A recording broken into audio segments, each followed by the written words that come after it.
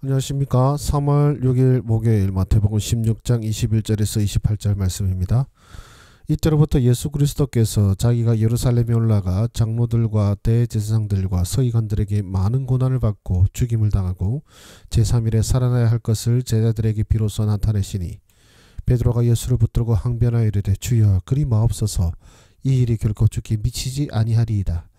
예수께서 돌이키시며 베드로에게 이르시되 사탄아 내 뒤로 물러가라. 너는 나를 넘어지게 하는 자로다. 내가 하나님의 일을 생각하지 아니하고 도리어 사람의 일을 생각하는도다 하시고 이에 예수께서 제자들에게 이르시되 누구든지 나를 따라오려거든 자기를 부인하고 자기 십자가를 지고 나를 따를 것이니라. 누구든지 제 목숨을 구원하고자 하면 잃을 것이요 누구든지 나를 위하여 제 목숨을 잃으면 찾으리라. 사람이 만일 온천을 얻고도 제 목숨을 잃으면 무엇이 유익하리요? 사람이 무엇을 주고 제 목숨과 바꾸겠느냐? 인자가 아버지의 영광으로 그 천사들과 함께 오리니 그때 각 사람이 행한 대로 갚으리라. 진실로 너에게 이르노니 여기 서 있는 사람들 중에 죽기 전에 인자가 그 왕권을 가지고 오는 것을 볼 자들도 있느니라. 아멘. 예수님께서는 제자들에게 자신이 예루살렘에서 고난받고 죽임당하고 3일 만에 부활할 것을 알리셨습니다. 이에 베드로가 반대하자 예수님께서는 그를 책망하시며 하나님의 뜻을 따를 것을 강조하셨습니다. 또한 예수님께서는 제자들에게 자신을 따르려면 자기를 부인하고 자신의 십자가를 질 것을 요구하시며 목숨을 잃는 자가 참된 생명을 얻을 것이라고 말씀하셨습니다. 끝으로 인자가 영광 중에 다시 와서 각자의 행위대로 심판할 것이며 몇몇 제자들은 인자의 왕권을 볼 것이라고도 말씀하셨습니다. 그럼 잠깐 정지하시고 묵상하도록 하겠습니다. 하나님은 어떤 분이십니까? 믿는 자에게 그분이 하실 일을 알리시는 분이십니다. 이때로부터라고 말씀하고 있죠. 바로 베드로가 주는 그리스도시요 살아계신 하나님의 아들이십니다라는 신앙 고백을 하고 교회의 권세를 선포하신 후에 이제 주님께서 말씀하십니다. 이제 때가 되었다는 것이죠.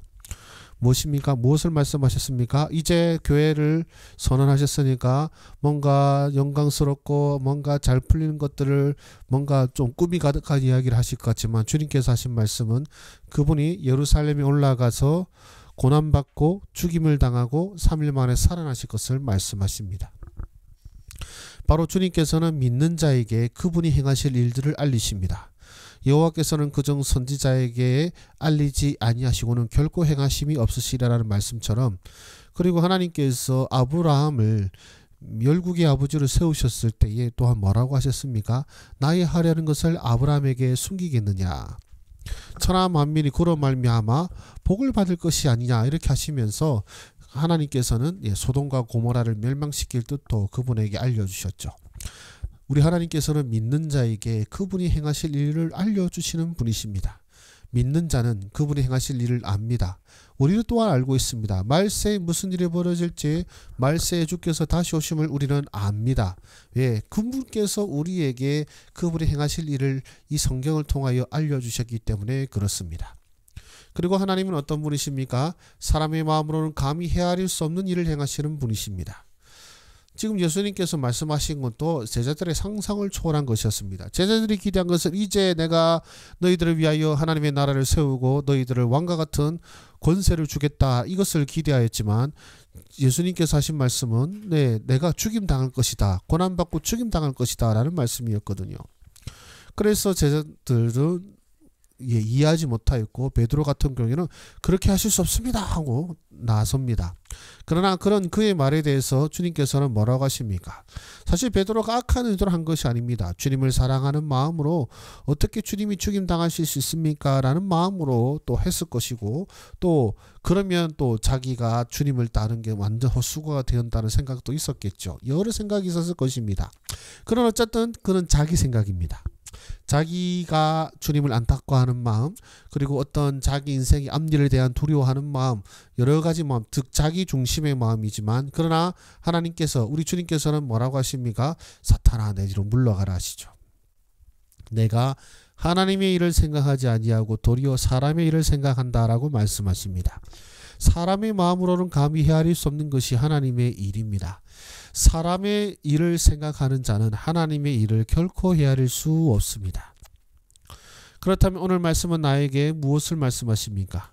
주님을 위한다고 하는 것이 주님의 뜻을 어길 수도 있다는 것입니다. 하나님의 성전을 섬기고자 하는 열심히 나를 삼키라는 말씀도 있으셨듯이 또한 이 베드로의 그 마음도 악한 의도가 아닙니다. 주님을 위한다고 하는 마음입니다마는 그러나 결국은 그것은 사탄이 행한 것과 다를 바 없다라고 주님께서 말씀하십니다. 어쩌면 우리가 주님을 위한다고 하는 그 모든 일들 중에 어쩌면 주님의 뜻을 어기는 것도 있을 수도 있습니다. 그래서 좋은 것이 다 좋은 게 아닙니다. 좋은 것이 다 좋은 게 아닙니다. 여러분 기억하십시오. 다윗이 하나님의 법궤를 예루살렘으로 다시 모셔왔을 때에 그가 어떻게 하였습니까? 좋은 일이지 않습니까? 좋은 일이었지만 무슨 일이 벌어졌습니까? 웃사가 죽임당한 사건이 일어났습니다.